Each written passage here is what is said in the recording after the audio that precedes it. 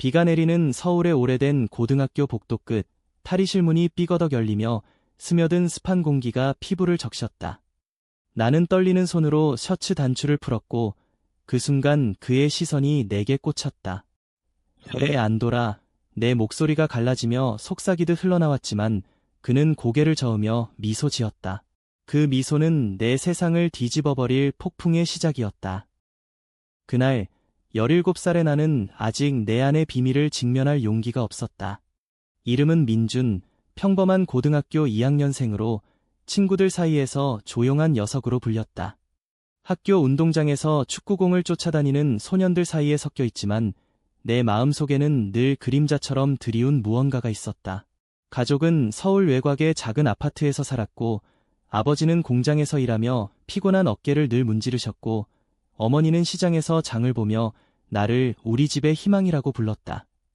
하지만 그 희망 속에 숨겨진 나 자신을 나는 누구에게도 말하지 못했다. 특히 그에게, 준호에게. 준호는 같은 반의 별이었다. 키가 훤칠하고 웃을 때 드러나는 보조개가 여자아이들 사이에서 소란을 일으켰다. 그는 축구부 주장으로 항상 주변을 밝히는 존재였다. 우리는 초등학교 때부터 친구였다. 그때 학교 뒤편의 오래된 창고에서 우연히 만났다. 나는 혼자서 그림을 그리며 시간을 죽이고 있었고 그는 공을 차다 넘어져 내 곁에 쓰러졌다. 야, 너무해.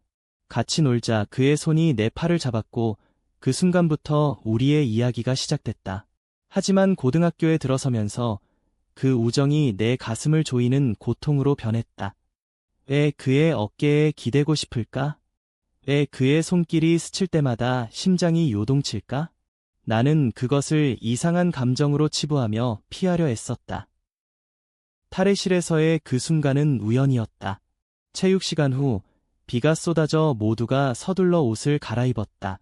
나는 평소처럼 구석으로 물러나 셔츠를 벗으려 했지만 준호가 갑자기 다가왔다.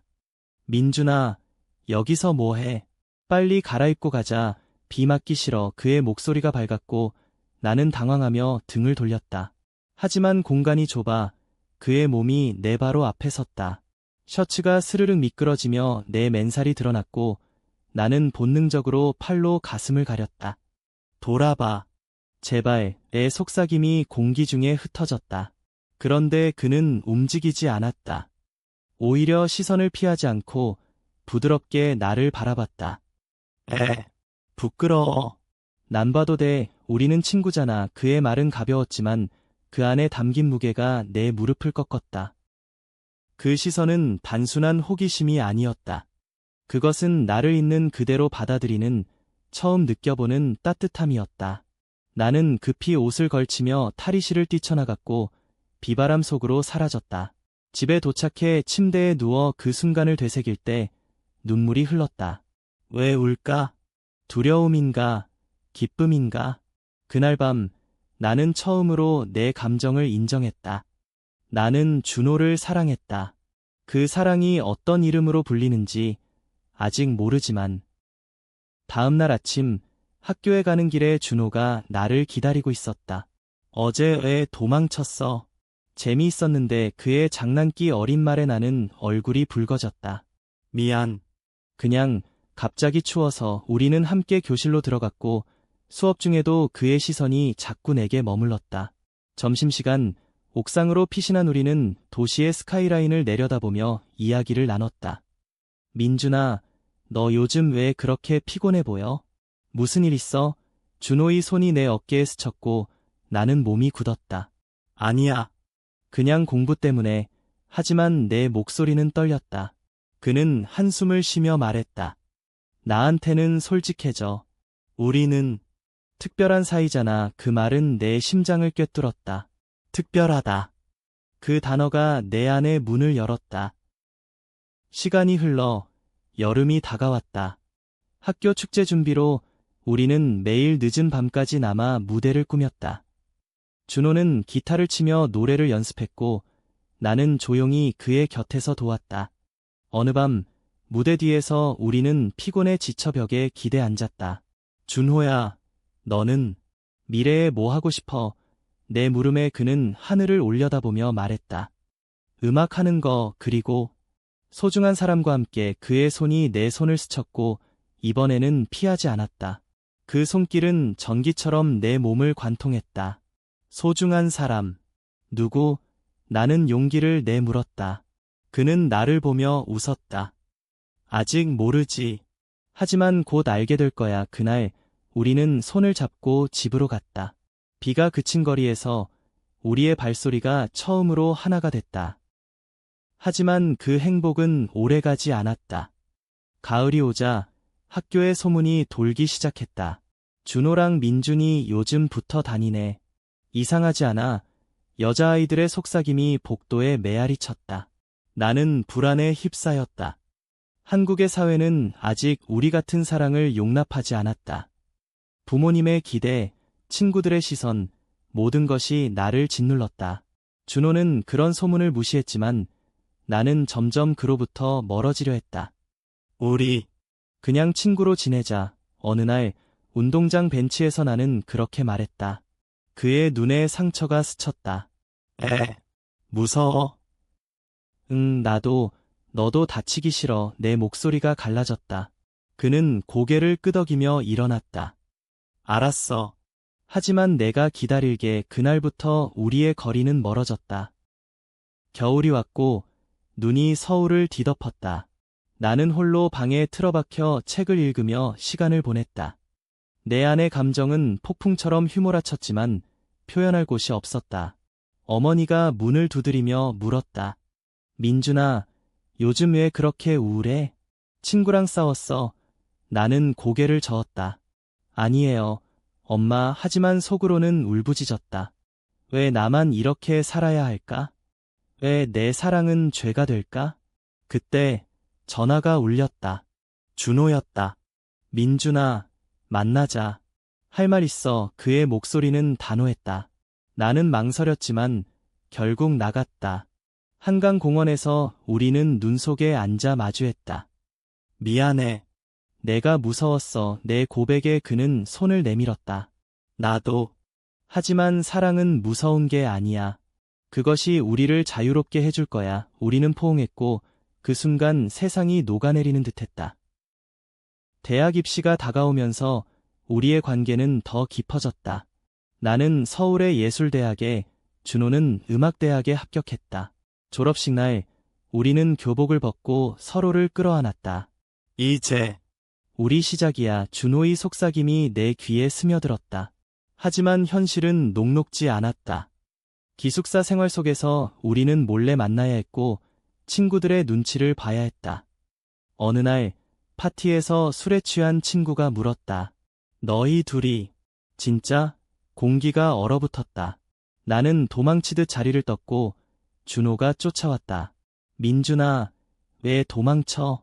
우리는 숨길 게 없어. 그의 말에 나는 울었다. 숨겨야 해. 아니면 다 잃을 거야. 그날 밤 우리는 처음으로 키스했다.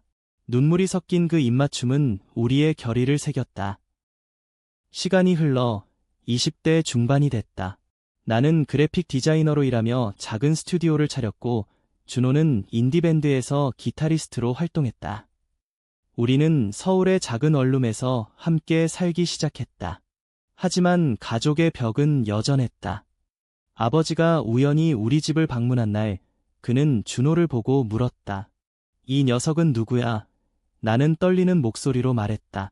제 연인이에요. 아버지의 얼굴이 창백해졌다. 뭐? 미쳤어. 집안 망신이야. 그는 문을 쾅 닫고 나갔다. 어머니는 울며 전화했다. 민준아, 왜 그래? 정상적으로 살면 안 돼.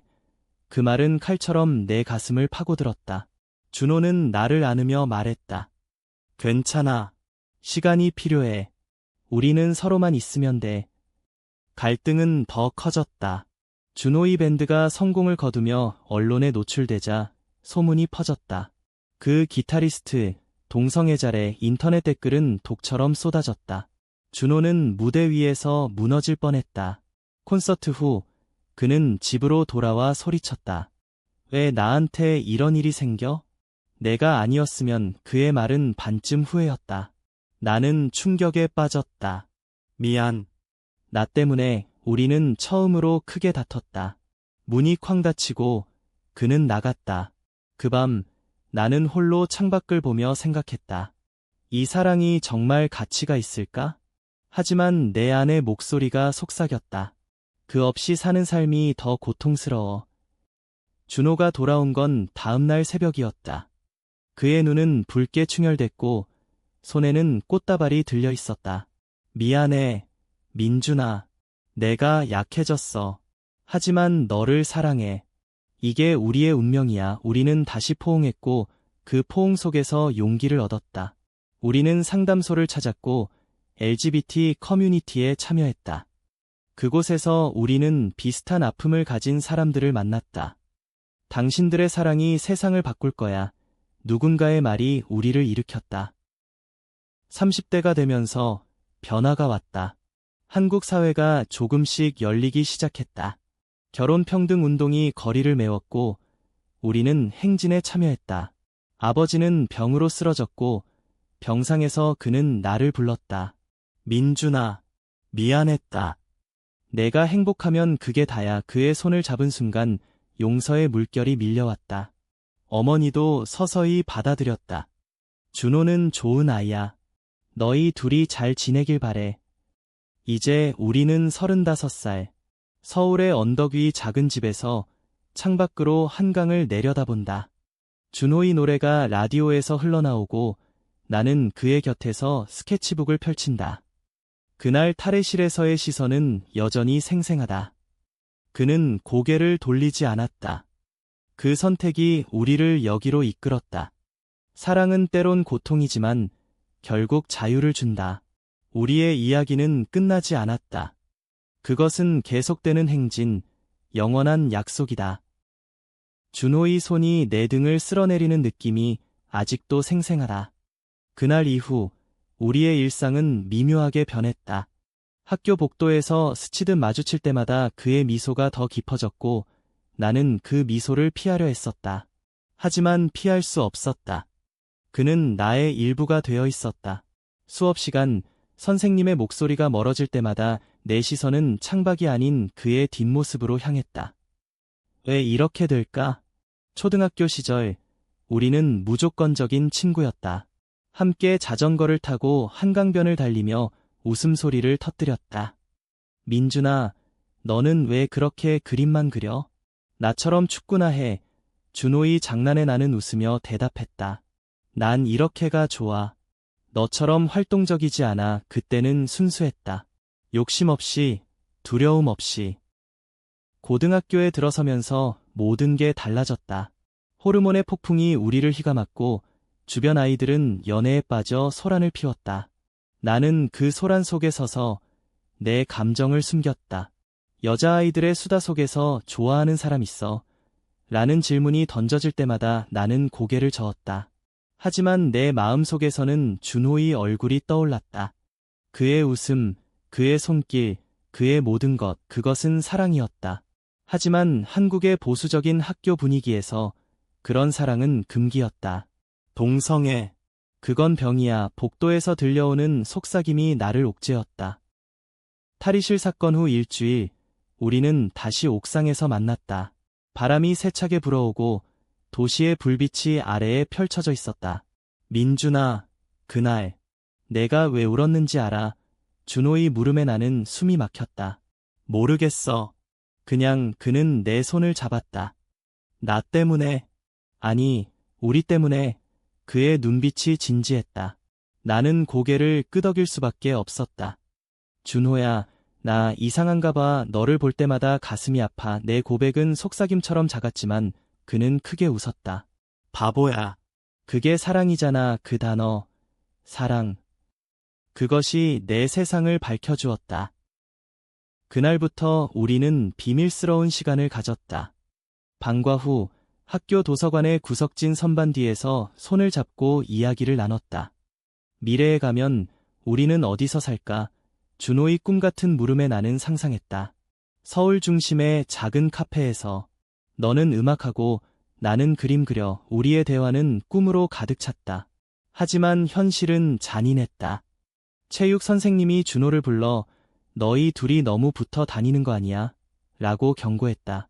준호는 웃으며 넘겼지만 나는 공포에 떨었다. 이대로는 안 돼, 헤어지자. 내 말에 그는 화를 냈다. 세상이 무서워서 나랑 같이 싸우자. 그의 열기가 나를 녹였고 우리는 화해했다. 여름 방학이 왔다. 우리는 부모님의 허락을 얻어 제주도로 여행을 떠났다. 비행기에서 그의 어깨에 기대며 나는 자유를 느꼈다. 제주의 바닷가에서 우리는 맨발로 모래를 밟았고 파도 소리에 섞인 웃음소리가 메아리 쳤다. 여기서 영원히 살자. 준호의 말에 나는 웃었다. 하지만 그 여행은 우리의 첫 시련을 가져왔다. 숙소에서 우연히 만난 어른이 우리를 보며 중얼거렸다. 요즘 애들은 그 시선이 나를 얼어붙게 만들었다. 돌아오는 비행기에서 나는 울었다. 준호야, 우리는 잘못된 걸까? 그는 내 손을 꼭 쥐었다. 아니, 우리는 진짜야. 학교가 재개되자 소문은 더 커졌다. 민준이랑 준호가 개일에 화장실 벽에 낙서가 새겨졌다. 친구 하나가 나를 피하기 시작했다. 나는 점점 고립됐다. 집에 돌아와 거울을 볼 때마다 내 얼굴이 낯설었다. 엄마, 나 이상해요? 어머니는 웃으며 말했다. 무슨 소리야? 우리 민준이는 최고야. 하지만 그녀의 말은 위로가 되지 않았다. 준호는 나를 위해 싸웠다. 축구부 미팅에서 그는 소리쳤다.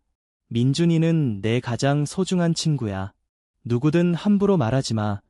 그의 용기가 나를 일으켰다. 가을 축제날 무대 위에서 준호가 노래를 불렀다. 그의 목소리가 밤하늘을 가득 채웠고 나는 객석에서 눈물을 흘렸다. 공연 후 우리는 무대 뒤에서 키스했다. 짧고 떨리는 그 순간은 우리의 약속이었다. 하지만 그 키스를 본 누군가가 사진을 찍었다. 다음 날 학교 게시판에 사진이 올라왔다. 세상이 무너지는 듯했다. 교무실로 불려간 우리는 선생님의 질타를 들었다. 이런 행동은 학교의 명예를 실추시켜. 준호는 반항했다. 사랑이 뭐가 잘못됐어요? 나는 그를 말렸다. 준호야, 그만. 그 사건 후 우리는 잠시 떨어졌다. 나는 집에 틀어박혀 책만 봤다. 내 안의 목소리가 울부짖었다. 포기해. 정상적으로 살아. 하지만 준호의 문자 하나가 왔다. 민준아, 내가 없으면 나도 못 살아. 만나자. 우리는 한강 다리 아래에서 만났다. 눈물이 흐르는 강가에서 우리는 다시 손을 잡았다. 함께 이겨내자. 우리 사랑을 지키자. 그날 우리의 결의는 더 단단해졌다. 대학 생활이 시작됐다. 나는 디자인을 전공하며 캔버스에 감정을 쏟아냈고 준호는 음악실에서 기타 줄을 튕겼다.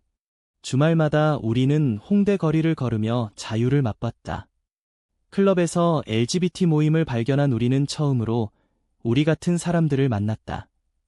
환영해. 여기서는 숨길 필요 없어. 누군가의 포옹이 우리를 녹였다. 그곳에서 우리는 용기를 얻었다. 언젠가 세상에 말할 거야. 준호의 말에 나는 고개를 끄덕였다. 하지만 가족의 그림자는 길었다. 어머니가 대학을 방문한 날 그녀는 준호를 보고 물었다. 이 친구는? 나는 숨을 죽였다. 엄마. 제 친구예요. 하지만 그녀의 눈빛은 날카로웠다. 집으로 돌아간 어머니는 전화로 말했다. 민준아, 이상한 길로 가지마. 여자친구 만들어. 그 말은 상처였다. 준호는 나를 위로했다. 시간이 필요해. 강요하지 마. 20대 초반, 우리는 첫 직장을 구했다. 나는 디자인 회사에, 준호는 카페에서 일하며 음악을 준비했다. 우리의 원룸은 사랑으로 가득 찼다. 아침에 깨어나 그의 얼굴을 보며 나는 행복을 느꼈다. 하지만 사회의 압력은 여전했다. 회사 동료가 물었다. 너 여친 있어? 나는 웃으며 대답했다. 아직. 속으로는 아팠다. 어느 가을밤 준호의 콘서트가 열렸다. 작은 클럽에서 그의 밴드가 무대를 장악했다. 나는 객석 구석에서 그의 목소리를 들으며 눈물을 삼켰다. 노래 가사 속에 우리의 이야기가 스며들어 있었다. 너의 시선이 나를 자유롭게 해. 공연 후 그는 나를 끌어안았다. 이게 우리야, 민준아. 하지만 클럽 밖에서 기다리던 기자 한 명이 사진을 찍었다. 다음 날 온라인에 기사가 떴다. 인디 뮤지션의 비밀 연애. 댓글은 지옥이었다. 역겹다. 한국에서 이런 게. 준호는 충격에 빠졌다. 내 음악이 이렇게 될 줄이야. 나는 그를 안으며 말했다. 괜찮아. 우리는 강해. 하지만 내 안은 출렁였다. 직장에서 동료들의 시선이 변했다. 너 그 기사 본 적 있어? 내 친구. 나는 고개를 저었다. 숨기기 시작했다. 준호와의 데이트는 밤늦게 어두운 골목에서만 이뤄졌다. 우리의 사랑은 점점 지하로 밀려났다. 이대로 살 수 없어. 준호가 말했다. 공개하자. 숨기다 죽을 것 같아. 나는 두려웠다. 아직 가족이. 그 겨울 아버지의 병이 악화됐다. 병원 복도에서 어머니가 울었다. 민준아, 내가 없으면 어떻게 해? 나는 준호를 숨겼다. 그는 병실 밖에서 기다렸다. 가족에게 말해. 나도 도울게. 하지만 나는 망설였다. 퇴원 후 아버지가 나를 불렀다. 민준아, 내 삶은 내 거야. 하지만 집안의 명예를 지켜. 그 말은 쇠사슬이었다. 봄이 오자 우리는 결심했다. LGBT 단체의 도움으로 상담을 받았다. 당신들의 사랑은 정상이다. 세상이 변할 거야. 상담사의 말이 우리를 일으켰다. 우리는 소셜미디어에 사진을 올렸다. 손을 잡은 우리, 미소 짓는 얼굴. 우리는 서로를 사랑합니다. 포스트는 폭발했다. 지지와 비난이 쏟아졌다. 친구들은 떠났고 가족은 침묵했다. 하지만 일부는 왔다. 축하해. 용기 있어. 그 메시지들이 우리를 지탱했다. 여름, 준호의 앨범이 나왔다. 우리의 이야기가 담긴 노래가 히트했다. 라디오에서 흘러나올 때마다 나는 울었다. 내 덕분이야. 그는 말했다. 우리는 여행을 떠났다. 부산의 바닷가에서 우리는 맹세했다. 어떤 폭풍도 이겨낼게. 하지만 폭풍은 곧 왔다. 보수단체의 시위가 벌어졌다. 동성애는 죄악. 피켓이 우리 집 앞에 섰다. 준호는 창문을 닫고 나를 안았다. 무서워? 응, 하지만 너 있으니까. 가을, 어머니가 찾아왔다. 그녀의 손에 든 케이크는 떨렸다. 민준아, 엄마가 잘못했어. 내 행복이 제일이야. 그녀의 눈물에 나는 무너졌다. 엄마, 감사해요. 준호를 소개하자. 그녀는 미소 지었다. 좋은 아이네. 아버지도 서서히 변했다. 병상에서 그는 말했다. 준호, 민준이를 잘 부탁해. 30대 초, 우리는 결혼식을 올렸다. 작은 카페에서 친구들과 단체 사람들이 모였다. 영원히 함께. 우리의 서약은 간단했지만 깊었다. 사회는 여전히 차가웠지만 우리의 사랑은 따뜻했다. 이제 우리는 멘토가 됐다. 젊은 커플들에게 숨기지 마, 사랑하라고 말했다. 시간은 흘렀다. 40대가 코앞이다. 우리의 집은 그림과 음반으로 가득하다. 아침에 깨어나 그의 손을 잡을 때 나는 그날 탈의실을 떠올린다. 그는 고개를 돌리지 않았다. 그 선택이 우리를 구원했다. 삶은 고통과 기쁨의 연속이지만 사랑은 그 모든 것을 초월한다. 우리의 이야기는 증언이다. 사랑은 모두의 권리다. 초등학교 시절의 추억이 떠오른다. 그때 우리는 무한한 가능성 속에 살았다. 학교 운동장에서 공을 차다 넘어지면 서로를 일으켜 주었다. 민준아, 너 약해. 나처럼 단련해. 준호의 웃음이 내 상처를 달랬다. 하지만 그 우정은 서서히 변형됐다. 중학교에 들어서면서 그의 어깨에 기대는 순간이 길어졌다. 왜 그의 냄새가 그리 편안할까? 왜 그의 손이 내 뺨을 스칠 때 심장이 뛸까? 나는 그것을 무시하려 했다. 그냥 친구잖아. 스스로를 속였다. 고등학교 1학년, 체육 시간의 탈의실은 지옥이었다. 소년들의 농담과 시선 속에서 나는 몸을 가렸다. 하지만 준호는 달랐다. 그는 자연스럽게 옷을 갈아입으며 나를 불렀다. 민준아, 빨리. 그의 맨살이 보일 때 나는 시선을 피했다. 그때부터 내 안의 갈등이 시작됐다. 밤의 꿈에서 그의 얼굴이 떠올랐고 깨어나면 죄책감이 밀려왔다. 교회에 가서 기도했다. 하나님, 저를 용서하세요. 하지만 기도는 답하지 않았다. 2학년이 되자 우리의 가까움은 눈에 띄었다. 점심시간 우리는 항상 함께였다. 너희 둘이 진짜 브로맨스네. 친구의 농담에 우리는 웃었지만 내 가슴은 아팠다. 소문이 돌기 시작했다. 민준이가 준호 좋아하나 봐. 이상해. 화장실에서 들은 말에 나는 울었다. 집에 돌아와 일기를 썼다. 나는 왜 이렇게 태어났을까? 정상적으로 사랑할 수 없나? 탈의실 사건은 전환점이었다. 그의 시선이 나를 껍질 속에서 꺼냈다. 그 후 우리는 더 가까워졌다. 방과 후 공원 벤치에서 이야기를 나눴다. 민준아, 너의 그림은 왜 항상 슬퍼? 준호의 물음에 나는 말했다. 내 마음처럼. 그는 내 손을 잡았다. 그럼 내가 밝혀줄게. 그 손길은 치유였다. 여름 캠프에서 우리는 텐트 속에서 밤을 보냈다. 별을 보며 속내를 털어놨다. 나 남자를 좋아해. 너처럼. 내 고백에 그는 놀라지 않았다. 나도 몰랐어. 나도 그래. 그의 입술이 내게 다가왔다. 짧은 키스. 하지만 영원했다. 캠프 후 우리는 비밀을 지켰다. 하지만 행복은 컸다. 학교 생활은 여전히 힘들었다. 시험 스트레스 속에서 나는 무너졌다. 준호야, 나 못할 것 같아. 그는 나를 안았다. 함께라면 돼. 그의 지지가 나를 버티게 했다. 졸업을 앞두고 우리는 약속했다. 대학 가서 자유롭게 사랑하자. 대학 시절 새로운 세계가 열렸다. 나는 미술 동아리에, 준호는 음악 클럽에 들어갔다. 파티에서 우리는 손을 잡고 춤췄다. 여기서는 괜찮아. 하지만 캠퍼스 밖에서는 조심했다. 가족 모임에서 어머니가 물었다. 여친은? 나는 아직 이라고 했다. 속이 타들어갔다.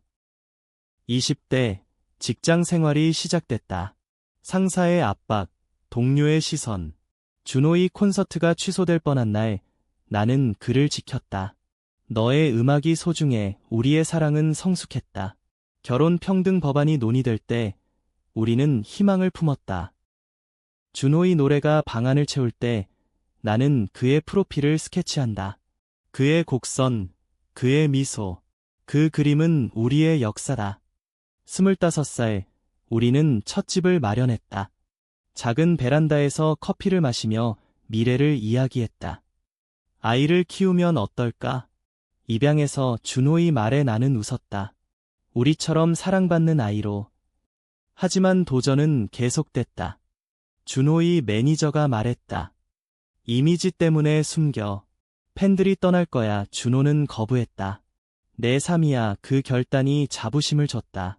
나는 회사에서 프로모션 받았지만 동료의 험담을 들었다. 그런 놈이 어떻게? 나는 참았다. 집에 와서 준호에게 털어놨다. 포기하고 싶어. 그는 나를 안았다. 넌 강해. 우리 함께라면. LGBT 퍼레이드에 처음 참여한 날, 무지개 깃발이 하늘을 물들였다. 평등을 위해. 함성이 우리를 휘감았다. 손을 잡은 채 행진하며 눈물이 흘렀다. 이게 우리의 싸움이다. 집으로 돌아와 우리는 축하의 밤을 보냈다. 사랑의 확인, 깊은 연결. 어머니의 생일 파티에서 우리는 결심했다. 엄마, 저희 결혼할게요. 그녀의 충격 후 포옹이 왔다. 내 행복이 내 행복. 아버지도 동의했다. 늦었지만 축복해. 30대 후반, 준호의 앨범이 빌보드에 올랐다. 인터뷰에서 그는 말했다. 제 파트너 덕분입니다. 사랑은 성별을 초월해요. 세상이 변했다. 우리의 이야기가 책이 됐다. 젊은이들에게 영감을 줬다. 이제 우리는 평화롭다. 그 순간 그는 고개를 돌리지 않았다. 그 사랑이 우리를 이끌었다. 삶은 여정, 사랑은 등불이다. 과거의 상처가 아물 때 새로운 꿈이 피어난다. 초등학교 동창회에서 우리는 손을 잡고 들어갔다. 아, 너희 아직도? 친구들의 놀람에 우리는 웃었다. 영원히 그 모임은 치유였다. 옛 친구 하나가 말했다. 미안, 그때 몰랐어. 용서의 물결.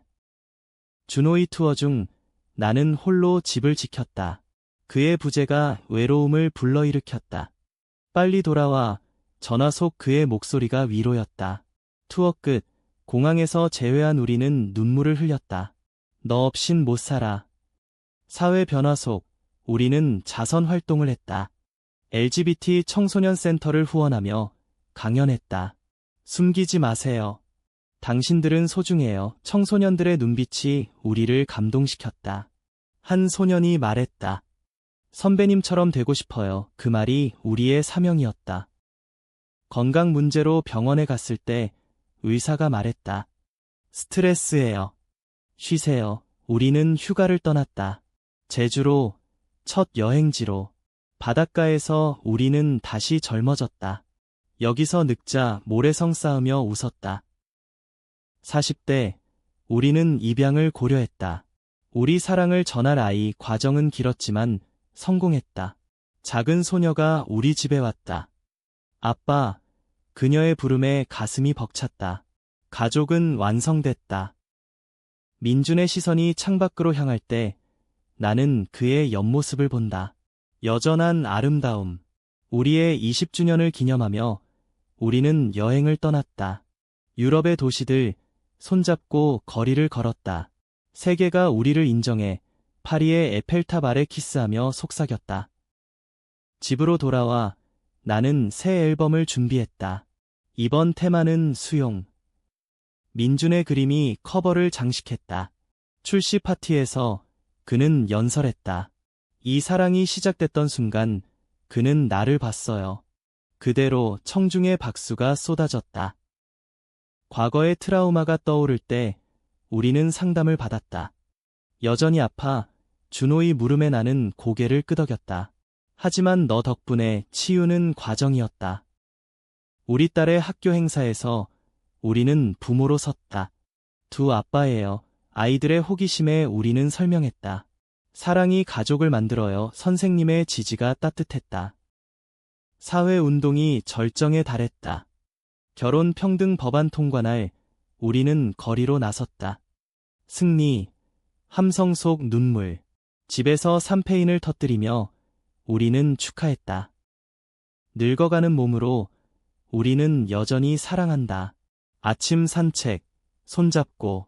그날의 기억이 우리를 묶는다. 창밖 비가 내린다. 준호의 머리카락에 흰서리가 내린다. 50대, 우리는 여전히 함께. 손녀가 찾아오며 웃음소리가 집을 채운다. 할아버지들, 사랑 이야기 해주세요. 우리는 그날부터 시작한다. 탈의실, 시선, 사랑. 우리의 책이 베스트셀러가 됐다. 인터뷰에서 나는 말했다. 사랑은 용기예요. 숨기지 마세요. 젊은 세대가 변화를 이끈다. 건강이 약해진 준호를 돌보며 나는 감사한다. 너 만나서 다행이야. 그의 미소가 영원하다. 삶의 끝에서 우리는 평화롭다. 그는 고개를 돌리지 않았다. 그 사랑이 우리를 영원히 묶는다. 인류의 승리, 우리의 이야기.